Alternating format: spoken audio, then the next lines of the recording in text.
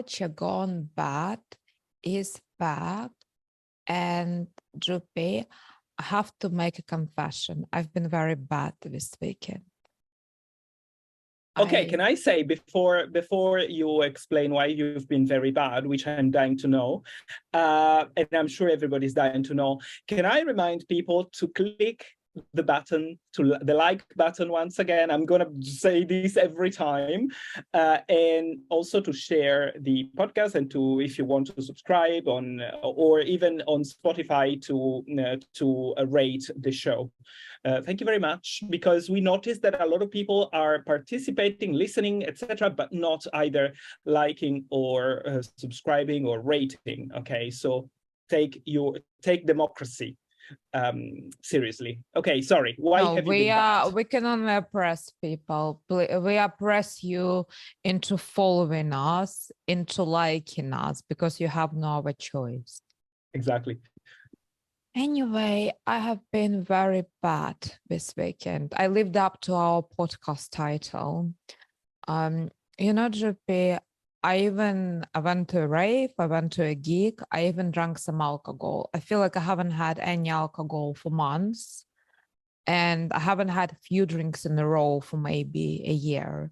So that was quite a shocking experience. I'm still recovering. I don't know how people do it every weekend or every day. They must be superhumans, or they never properly function. I think it's late. I think everyone must feel like a zombie every day, looking around. Anyway, but I had an incredible experience going to see Lana Del Rey performing in Hyde Park this weekend. So first of all, I'm very happy to know she's still alive, because she's quite young.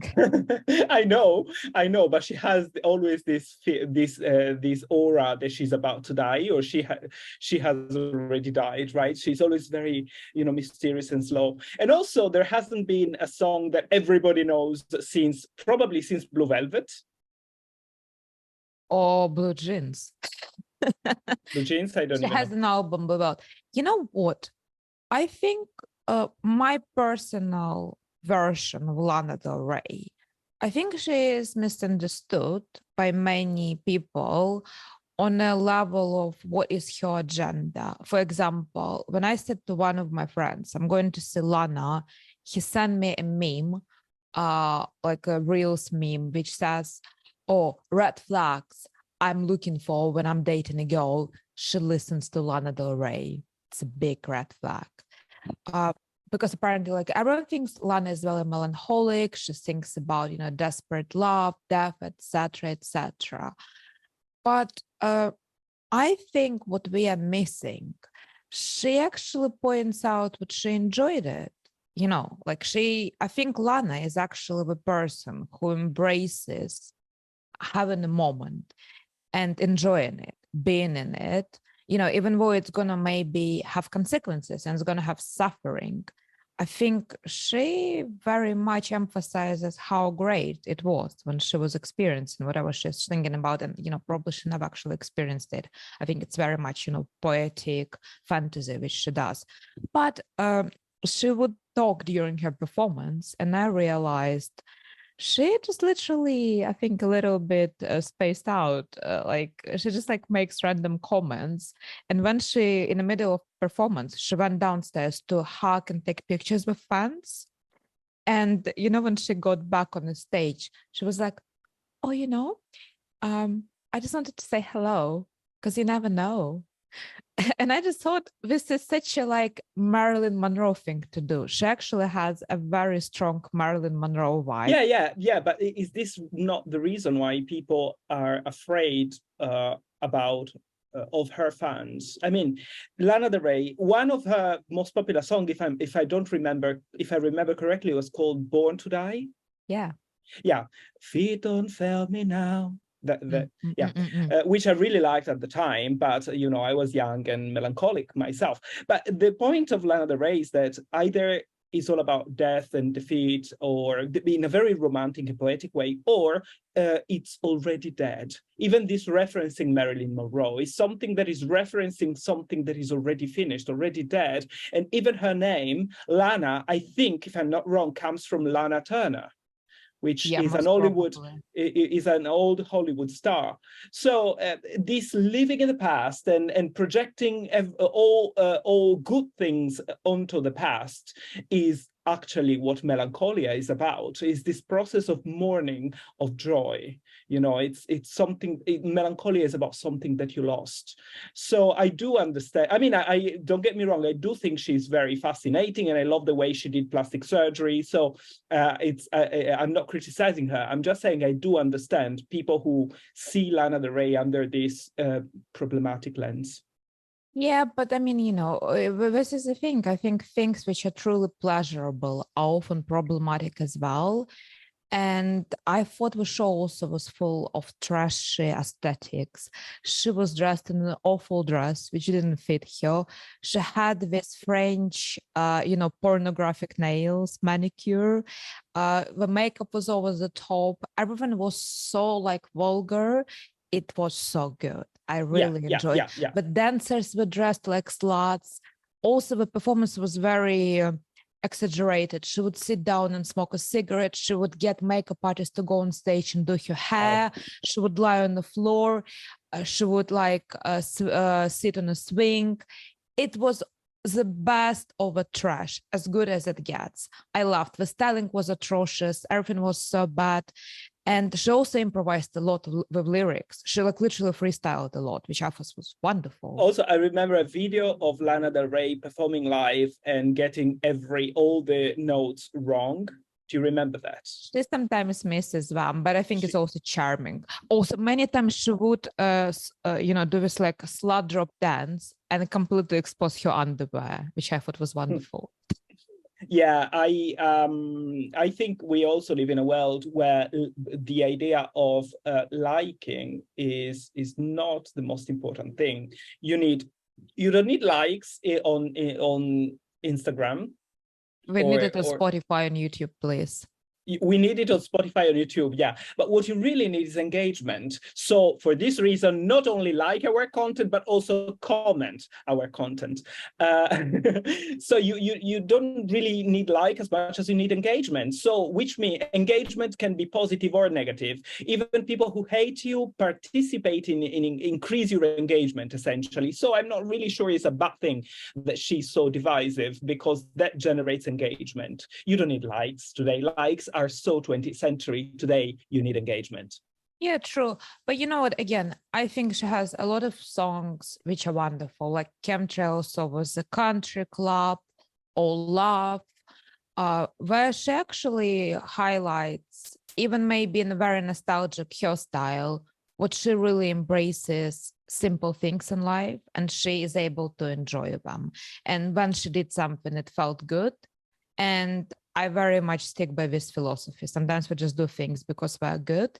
And I think general public often misses this point of Lana, which is actually, I think her music is full of joy in a very subversive and transgressive way.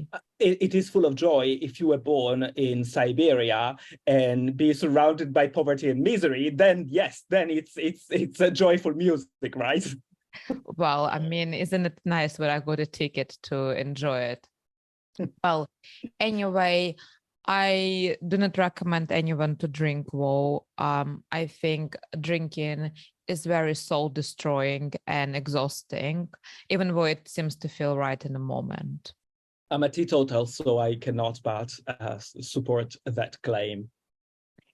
Yeah, well, Drippy, have you ever considered, or have you ever felt what you want to change your gender? Or or maybe your sex, I don't know. Actually, yes. Oh, wow, really? You didn't know that? Yeah. I have a history of gender dysphoria in my childhood and teenagerhood. Really? Yes.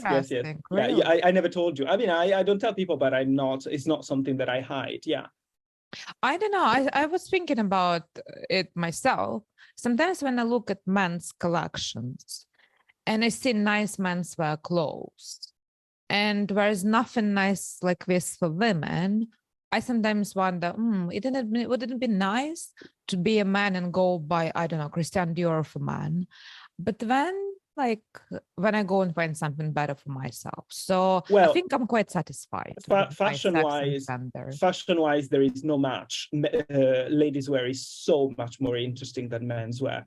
It's so much more varied. There is so much more research. There is so much more money put in making clothes for women and styles for women. And you've got also so many more choices, because as a woman, you are not precluded from, for instance, high heels and as well as flat shoes and dresses, as well as trousers. But as a man, yes, there is a lot of talk about gender fluidity, but can you really go to work in a skirt and a pair of high heels? You probably could, but people would pretend that it's okay, but would look at you and think that's a bit ridiculous. Yeah, I think, with men, it's always like, I think it's quite ironic, right? We always say like fashion is pushing boundaries, fashion is pushing boundaries. Like, for example, Lululemon, it's very successful with women. And even though men do buy it, but the thing about Lululemon, their bestseller is this very body tight leggings. And for men, body tight leggings, probably not the choice of every, average man who works out. I mean, there is a theory in fashion studies, that is the theory of the Zeitgeist, that says that fashion is the mirror of your own time. And I think that this is utterly wrong, because fashion never mirrors their own time. Fashion is always very different from its own time, because fashion only represents its own clients, but the clients of fashion do not coincide with society, are a tiny minority of privileged people who can afford to buy fashion and buy into fashion. Fashion really mirrors its own clients, and sometimes its own clients are not the best sample to read society. Think about the 1920s. Women were so freely dressed, but that did not mirror the actual situation of women in the 1920s. So I'm a big opponent of the Zeitgeist theory in trends diffusion. So the point being that even if fashion proposes certain gender fluid things to its own clients, we should not fall in the trap of thinking that coincides with society. That only represents the clients of fashion, the ones who would always think that yeah, that's very cool because fashion is telling me so. But is that really society? I don't know. I would disagree with you. I think fashion tells us a lot about what people seem to enjoy, what we want to wear, and it dictates trends. But it doesn't, let's say, clearly shows us the average person style. Yeah, but that's my point. That's my point. Fashion does mirror something. It's just not society what fashion mirrors. Yeah, like mirrors like its own clients. Mean, it doesn't show us the mean. I mean, fashion mirrors you to me, but you are a fashionista, right? You are one of the few pure fashionistas I see on a daily basis, or I talk to on a daily basis. But you are not a good representation of society. I'm a very bad representation of exactly. Society, So I do think fashion mirrors something. Just like technology mirrors something, both of them mirror their own clients because they're businesses, and their own clients are sometimes kind of at odds with society, which is the point of fashion. Because if you're a fashionista, the ultimate sin for a fashionista is to look like the majority of people. So obviously fashion cannot mirror society because it's the opposite of the majority. It's a tiny minority that dictates the trends. And when the majority gets to those trends, fashion has already moved to a different direction. Yeah, I think, sometimes if you're a true consumer of fashion, like you're not like a victim of trends, but you actually consume fashion, you're probably almost living on margins because there aren't that many people, and true fashion sometimes ugly, incomprehensible, and offensive because it's very much, it's not about practical aspect, it's more about something which visually or aesthetically appeals to people who are into this. Okay, right. So, Drupi, quite interesting. So you wanted to be a woman, or whom did you want to be? Yeah, I always, I was much more fascinated by the idea of being a woman as a child than a boy. And then in my teenager years, I really felt that. A lot. And I even contemplated, going the full way. But then, fortunately, I was not supported in that. Because if I had committed to that idea, I would regret it today. Really? Yes, Why? big time. Because when I left my house, my parents' house, and I went to live alone, and I was 20, it carried on for 1 year or two, and then I quickly realized that that's not what I really wanted. Okay, that this distress caused this sort of dysphoria, this distress caused by sex I was born in was actually, just to say it with parents' words, a phase. Yeah, Right. that's So, my personal experience. Obviously, I'm not saying that, I was not, sorry, I was not meant to talk about myself. I don't really like talking about myself, generally speaking, but yeah, just because you asked me. but it's very interesting. So, so when you're saying you're not supporting the very pro-transition policies like Invest, where like a lot of children can get, how do you call it, like gender change? Affirming theory. Yeah. Gender affirming therapy. So there is now a direction that a lot of therapists and doctors are taking, especially in the United States. Fortunately, in the UK was stopped by the government when they realized that they were damaging young people. That is, the gender affirming policy means that as soon as a child says that they belong to the opposite gender, you should behave as if they were of the opposite gender. So if a boy likes certain, insists that he's a girl and likes girly things, then you should consider the boy a girl. And the problem with this is that many times this carries on in adulthood, right? But many times, and there was a lot of evidence on this, which now we don't have much evidence anymore because the studies are not being done right now, but that actually the majority of children who feel this type of distress grow up to be, generally speaking, homosexuals in adulthood. So some people claim today that this is a kind of conversion therapy for gay people, because you are inscribing them back into a kind of straightness by making them change sex. This is one theory that some. Oh, wow. So you sort of making them more complicit by promoting this, like subvertly, because you essentially like, okay, well, we're going to have more sort of patriarchal society as an outcome of that, right? Because if man born a man wants to become a woman, essentially once he becomes a woman, he will comply with gender standards of heterosexuality. Essentially what most critics of this policy say is that this gender affirming policy is grounded on the wrong assumption that there is only one way to be a man and one way to be a woman, and all the possible shades in between are eradicated, because you cannot be a butch girl, because the moment in which you are a masculine girl, you are casted as a man. So it really denies the multiplicity of gender expressions that children can have by assuming that if you're a girly boy, then you're a girl, and if you're a boyish girl, then you're a boy. Now, this is one of the criticism that is often moved to gender affirming parents, but there has been a case in the UK, the case of Keira, who is a woman who transitioned to be a boy and then regretted it and sued the hospital because they rushed the transition without proper assessment. Now, bear in mind that if this idea of gender affirming care takes hold, then you cannot investigate whether the wish to be the opposite gender is genuine or not, because you can only affirm, you can only say, yes, you are what you say you are. So I cannot assess whether, what you're saying is due to an actual gender dysphoria or to other things. And this apparently is what happened to Keira Bell, because she was rushed into transitioning just because she felt some distress by the fact that she was not quite. And then she realized she was just a lesbian girl.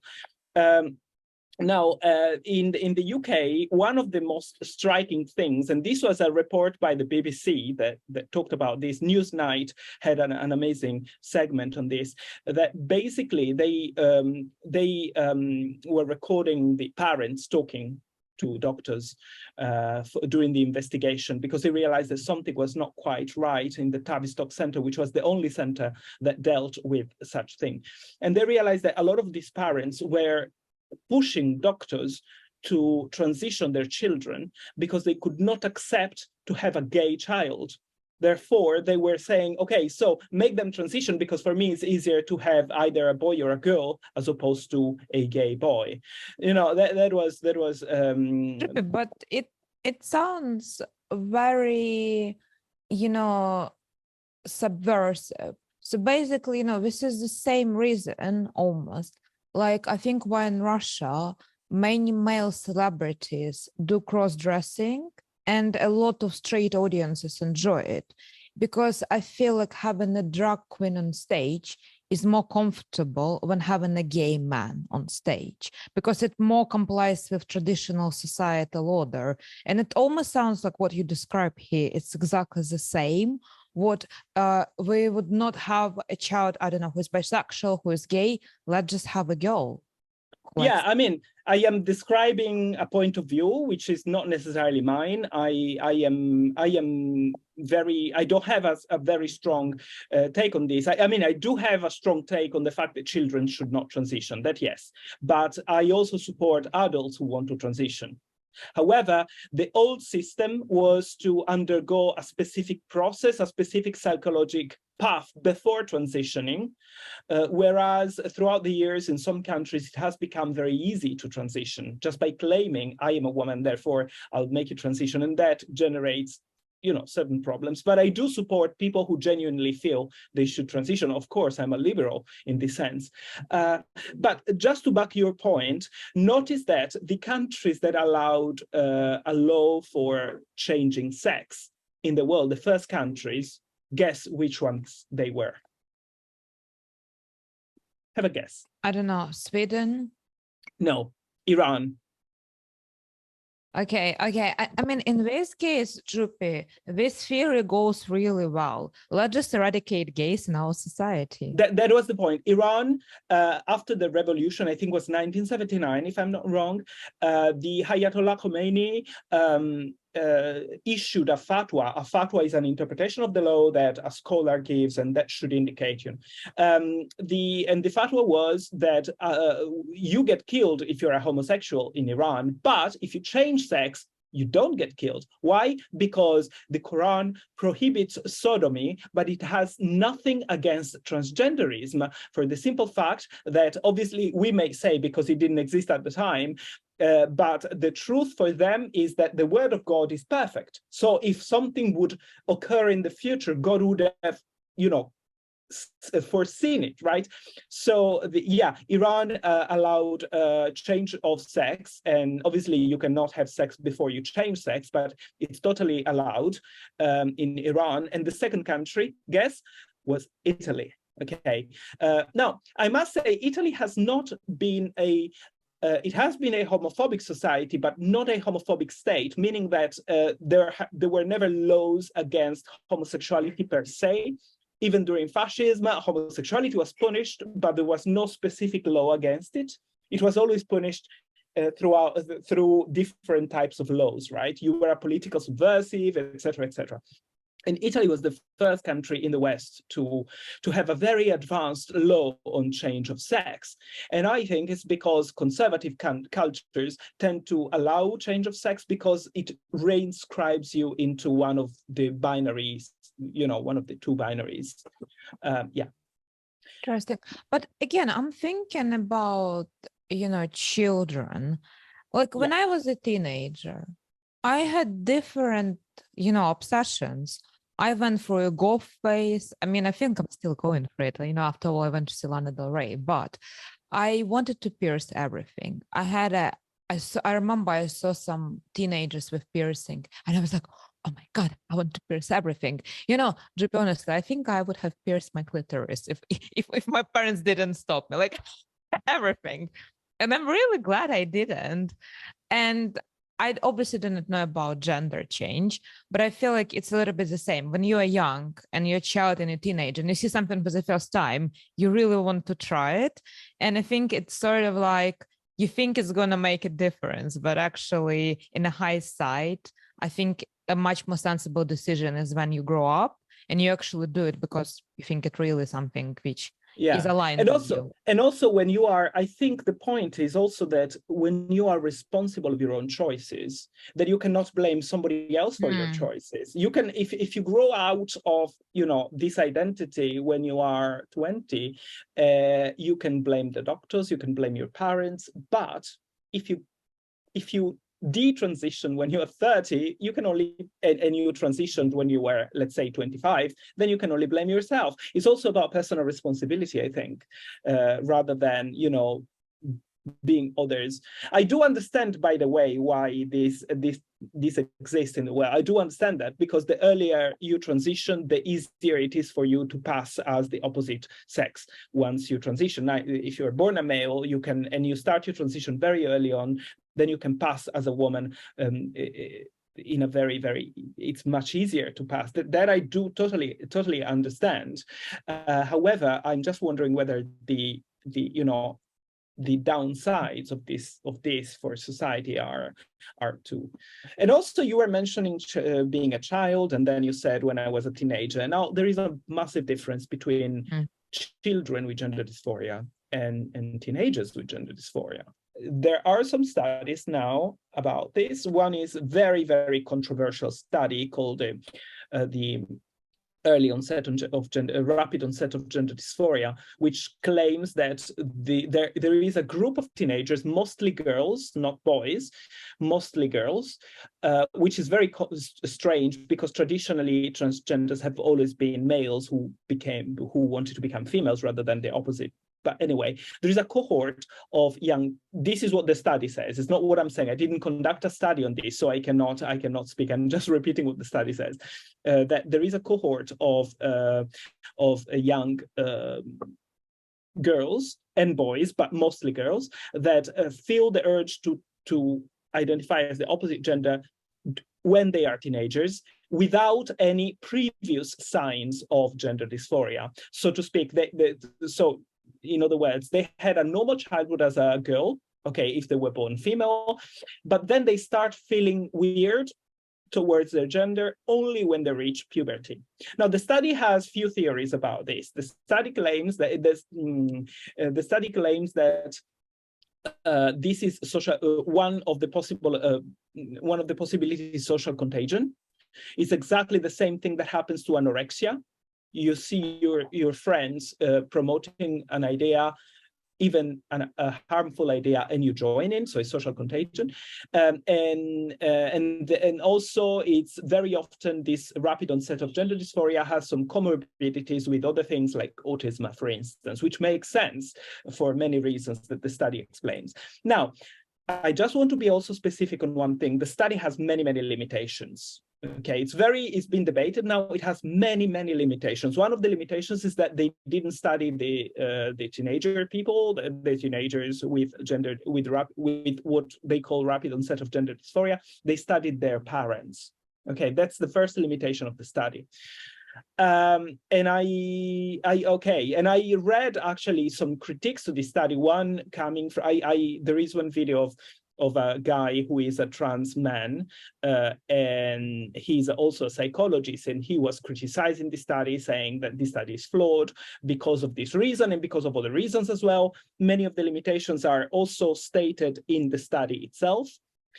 But what I kept asking myself was, okay, let's say that this study is flawed. Let's say that this study is badly conducted.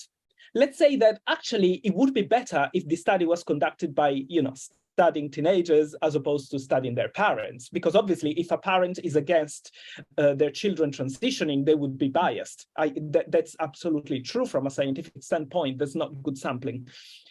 However, if there is some data, even faint data, that this is a possibility, wouldn't it be the case to study it more as opposed than saying, oh, yeah, this is not true. Let's not consider it as a possibility just because it's wrong. But say if it it's again. wrong, Like, what is the main idea? What apparently the study, like the main finding, what is the main like sort of thesis? The main finding is that these, sorry, maybe I was not very clear. So the main finding is that these teenagers at some point started identifying with the opposite sex and demanding to transition, sometimes only socially, sometimes also medically or taking hormones and stuff. But these teenagers did not have any sign of transgenderism as children. So it's like a social trend, basically. What was the social contagion? That's what the study says, or is a maladaptive.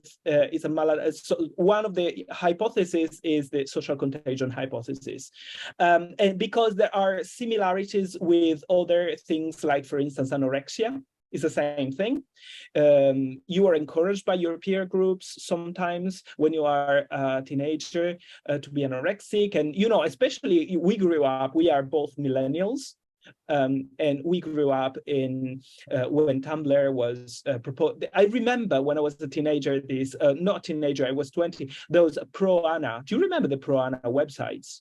No. The pro-ana were websites pro-anorexia, where online communities. Another thing that happens with these teenagers is that they have a lot of online presence. There is a lot. They are online a lot.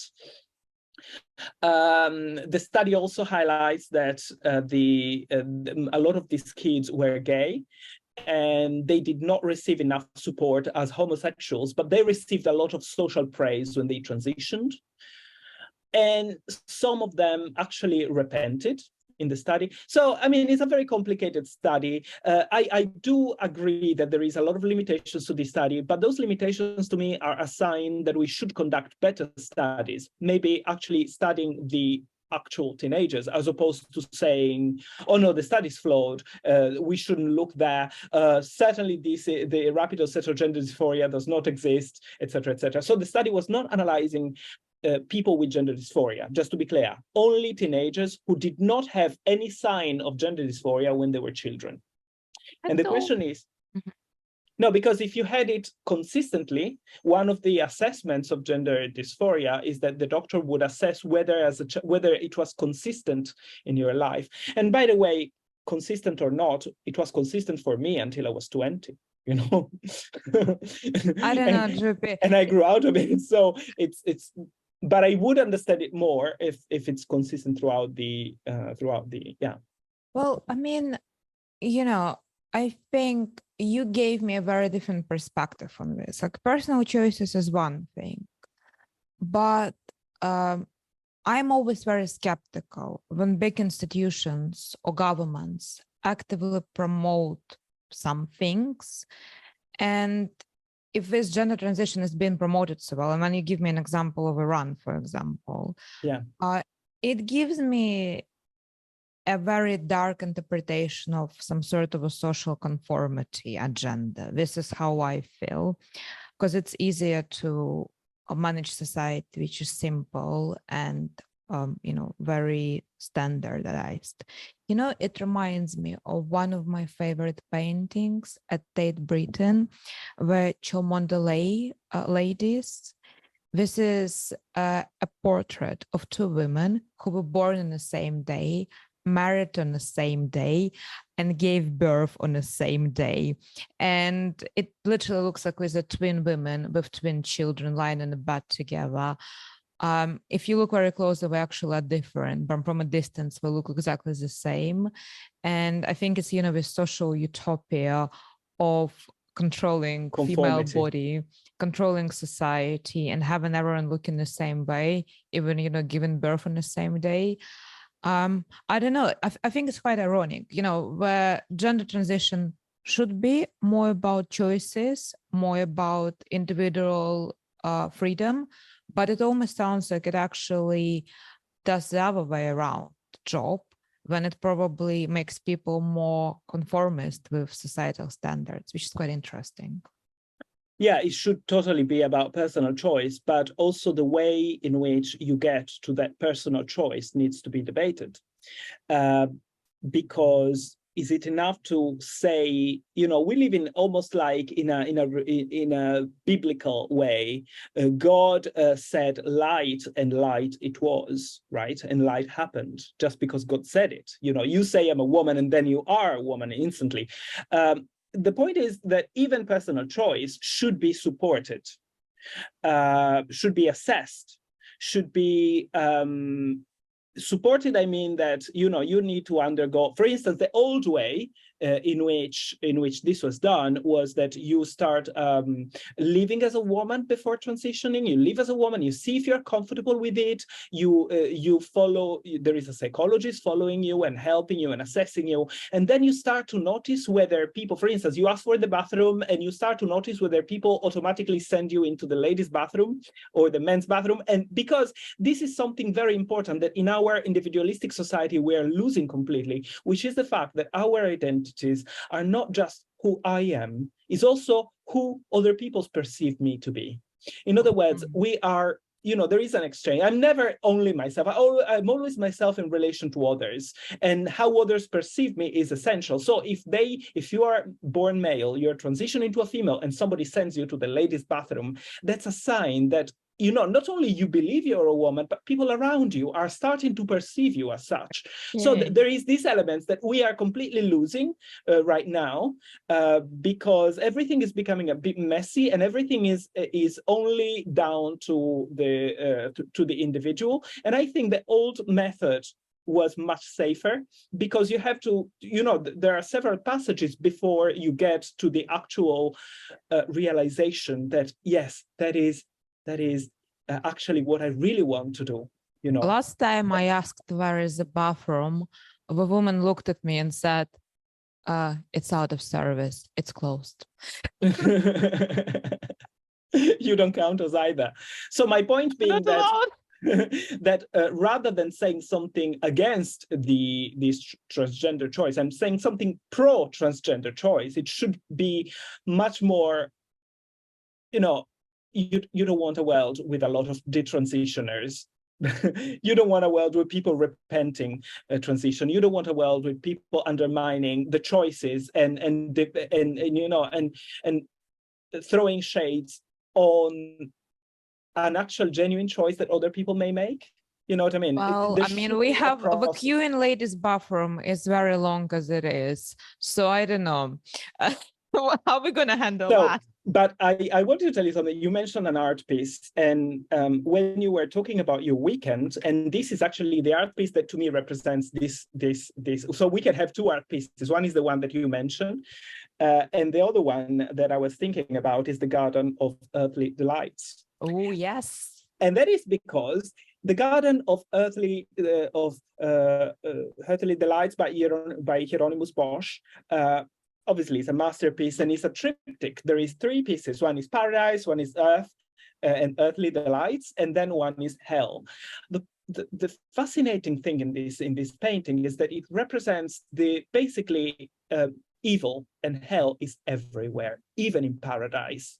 Because if you look at paradise, you have the scene of Adam and Eve being born, and God with the face of Jesus, because Jesus was already enshrined within God since the very beginning. So, you know, he is giving Eve to Adam. And then you look at the pool, a little pool in the bottom of the painting. We're talking about paradise here. And you see hellish creatures coming out, toads, and snakes and dragons and owls, which are all animals that symbolize hell. So in other words, evil and hell is everywhere, even in paradise. Yeah, basically sounds like a typical rave on exactly exactly. That is the precursor of raves, is the Garden of Earthly Delights by Bosch.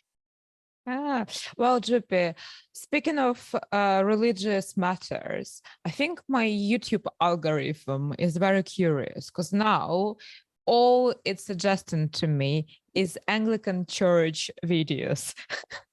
Because I was watching a lot of videos from Anglican priests talking about marriage and how it is sacred and how God accepts only one type of relationship.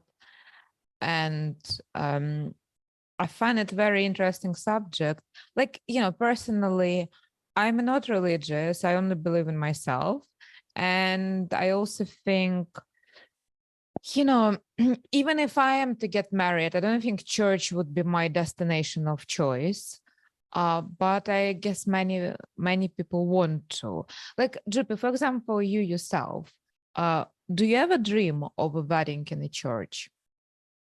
Well, just like yourself, I'm an atheist. I do not believe in God, and it's totally pointless to dream of a marriage in a church if you believe in, if you don't believe in God. But you can run away in a very splendid way. That would be quite spectacular. Sorry, you can run away? Run away in a very spectacular way. To run away from a church is much more impressive than to run away from registry office.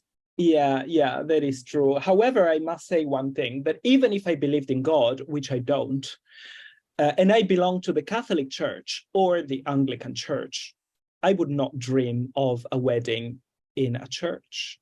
And I don't understand those homosexuals who believe in God and want God to bend to them. I don't understand it.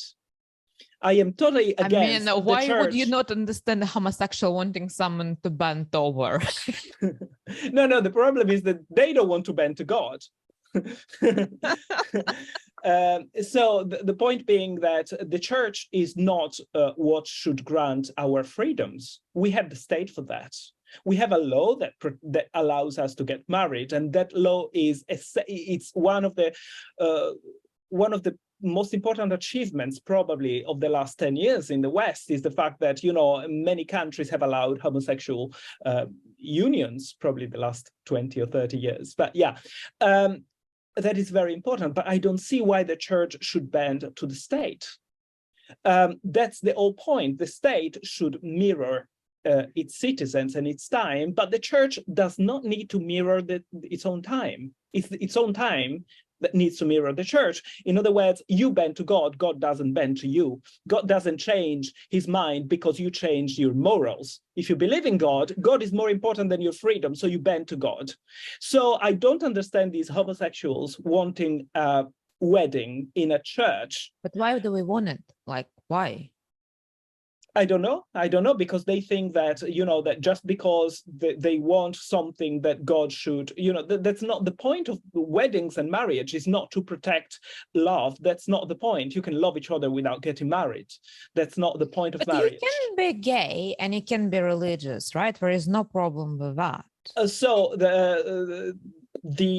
You can, but in the Catholic Church, for instance, the Catholic Church has never said a single word against gays. What they speak against is homosexuality, not homosexuals. In other words, they love the sinner, they hate the sin. Now, this is a very important distinction to be made, because the word homosexual is even refused by the church in a way, because homosexuality is not seen as part of one's identity. You are not something. You are not a homosexual. You perform homosexuality, which is different, which is sodomy. But sodomy is a sin even when committed by straight people, anal sex. So, and it's seen as an abomination. So the problem is not being homosexual, the problem is chastity, but chastity is not imposed on homosexuals, is imposed on homosexuals as well as straight people. Everybody should be chaste in the same way, where chastity means sex out. Chastity is not abstinence.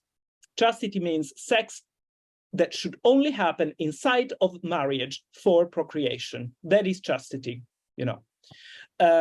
And if I go to church and let's say, I don't know, let's imagine I want to marry a woman and I go to church and I say, I identify as a man, show me the toilet and let's get married.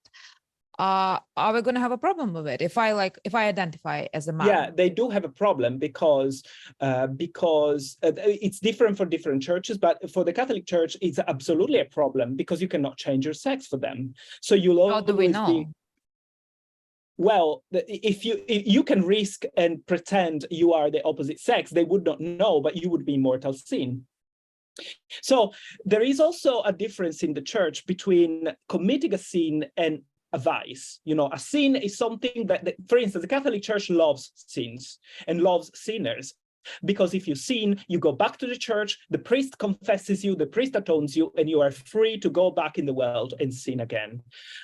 Whereas for Protestants, it's different because there is no such a thing as forgiveness that comes from the church. Okay, but the Catholic Church and the Anglican Church is very similar in many ways to Catholicism. Is about they love sinners in a way. They need sinners, so that's the business of the church is sinners. So if you stop having sinners, the church becomes meaningless. But a vice is different. A vice is a sin that is endlessly repeated. It's a cycle of sins that you cannot get away from. A vice is a repeated sin that procrastinating. So they would not allow it. It's the same reason why women in the Catholic Church cannot be priests. Okay, it's not because the church is misogynistic. This is not the reason. The reason is that the priest is ordered by God and he operates in persona Christi. He is a man because Christ was a man. For the same reason why women represent the virginity of Mary and men cannot represent the virginity of Mary, So, it's a theological point. It's not that you can change sex for the church. And I don't understand why you want the church to bend to you. If you believe in God, God is more important. You accept whatever God says. That's why I'm an atheist. And Have I you don't watched risk. Dogma? Have I watched Dogma? I think I have. I think Long time ago. One of the best films ever made about religion, in my opinion. I think I watched, I need to rewatch it. It's really good. The point is this: if you believe in Jesus, which I don't, but if you believe in Jesus, the truth and the salvation is not in the present and is not in the future. You need to look back at the past. You need to look back at 2,000 years ago when Jesus came. That's what you should. That's your reference point. So all this idea of progressivism is ultimately incompatible with Christianity because salvation is in the past, not in the future. And you can bend religion. Now there is churches in America, LGBT churches, which to me are abominations from an atheist point of view, because and this opens another problem to me. I want to know what you think about this. This speaks to our postmodern, once again, inability to accept limitations. We live in a world where we don't want to accept, and this goes beyond the church, we don't want to accept limitations. I want to commit sins, but also I want to go to paradise. And don't you dare telling me that just because I commit sin, paradise is not for me, right? I want to sleep around, but also I want a romantic partnership, monogamous possibly. And then I want to have a sexual freedom, but then don't you dare, offer me a drink if we are unable to accept our own limitations. We have this illusion that we can live in a world where everything is possible and also its opposite is possible. Yeah, it's quite interesting observation you notice. I do think we live in a society, whereas it seems to have become very sensitive society. We're easily offended.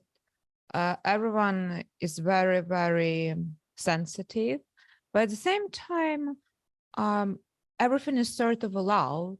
Everything is off the limits, but simultaneously, I feel there was more authenticity even when we spoke about movies in 90s or 2000s. Whereas we don't have stuff like this today, but people are much more, I don't know, we lack commitment, we lack responsibility, we lack honor. Our society became very, nothing is guaranteed. You can agree to meet a person this evening and they might not show up. This is the reality of today. No one is reliable for anything. I think the most reliable service today is Uber Eats. So yeah, I think this is the state of our thing, of our society, and probably the church situation, is the same. Yeah, we want to experience it all. Why would we limit ourselves if we make choices? Yeah, I think we generally have a situation where people are incapable of acknowledging what they made a choice. Let's say your choice you are gay, or let's say your choice you got married, and then you still want something else. You want to get married in a church, or you want to, I don't know, be in a marriage and, I don't know, see other people, whatever your idea of your off limits. I guess it doesn't work this way. We have to live with our choices, and I have to have responsibility. Yeah. Because I think every choice we make in life comes with responsibility and consequences, like it or not. Yeah, and also this poses a whole set of this idea of wanting it all poses a whole set of problems, because we didn't find, I think, the key to manage all this freedom that we achieved. And by the way, I love this freedom, right? But freedom only works if you see it as a burden. You need to be responsible to really enjoy freedom. It's not something that where everything is possible. You need to be responsible. And for instance, I see a lot of my female friends that have this idea of marriage and love, which is very contradictory, very weird, because they think that marriage and love is just about getting in love with someone. And then when love disappears, then everything finishes. Then why do you want to get married? Marriage was never about love. It was always about a common project. Love is marriage something is about exchange, and it's also about compromise. And it's about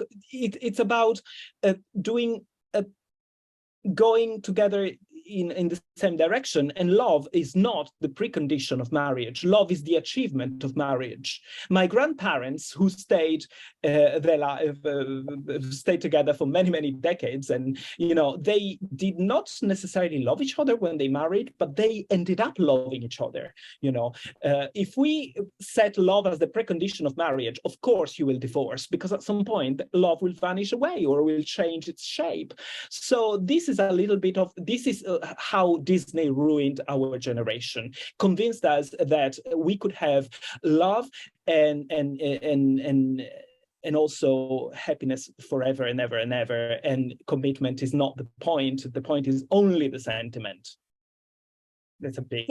Society of sentiments is very problematic. Sorry, I cut you off before. What were you saying about Dogma? Why is it the most interesting movie to you about religion? Well, I think, first of all, I think we mock every single sort of religious aspect in our society, and I think it's very offensive. I don't think it would be possible today. In a plot of a movie, the God is a woman as well, and everyone is very surprised by that. And we literally, I think, turn all religious beliefs upside down. And also the protagonist in a movie, she is a committed religious woman who is at a point in her life where she is losing her faith. And she, in the beginning, she sort of questions everything about religion. And I think we bring the religion back to her, but in a way she never expected, because it's nothing according to Bible or to traditional beliefs. And I think the actors are incredible. We even have Alanis Morissette, who is playing the God. Oh, yeah. Yeah, but don't you think this idea that this is a very 90s new age idea of spirituality without religion? A lot of times I meet people saying, I'm not religious, but I'm spiritual. And to me, that sounds always like, I want to live this life as an atheist, but I want to be saved in the next life. No, really, I mean... I think, you know what, my understanding from some conversations I've been having, people do not see spirituality to be connected to religion in any way. I think people see spirituality as something opposed to material values. So, for example, I think people think if they are, I don't know, creative in any way, or they work in creative sector, or maybe, they play in a band on a weekend, they are spiritual. Or if they do yoga on Sunday mornings, they are spiritual. I think this is our contemporary society idea of spiritual, whereas you know, Drupi, for example, I'm on a scale of 1 to 10, I am 10 materialist and 0 spiritual, because Same. I'm not a spiritual person because I live in the capital of capitalism after all. Yeah, exactly. And capitalism is so good. Why do I need to ruin it with God? I mean, Well, I don't think it's about God. This is what I'm getting. I think our society makes idea of spiritual. It's like, you know what, being spiritual today is if you start your day with smoking joint. I think this is our idea of spiritual. that's, I think, that introduces another point that I see, that in our capitalistic society, even salvation has become a commodity that can be purchased, because, you know, you don't need to commit to any laws, you don't need to commit to any 10 commandments or any, I don't know, the laws of the whatever religion. You don't need to commit to anything. The only thing you need to do is you can join a yoga class. You can just buy it. You can buy it as you buy, I don't know, anything else. It becomes a commodity. You don't need to work for it. Why should you work for it if you can buy it? Okay, so the commodification of, and I love commodification of everything. I mean, I love fashion. Fashion is the favorite child of capitalism. The problem is that I don't really think you can do that with spirituality. I'm sorry. If you want to live like a Buddhist monk, then live like a Buddhist monk. Yeah, And if go you and want live to in the forest. Don't live, live in you know what I yeah, mean? don't live in London, work in Exactly. some corporate job, and then talk to me about spirituality when you smoke your weed on Saturday morning. Exactly. Yeah. Oh Well, gosh, did we piss off somebody today? I think no. you What do you think we think? did? I mean, does it really matter? Like, you know, I have enough of haters as it is, so On might as Tinder. well. You know, it's one more, one less doesn't make any difference at some point. Yeah. Yeah, I mean, I think, Alexandra, I think we are true old-fashioned liberals. And when I say liberals, I mean the European meaning of the word liberal, not the American meaning.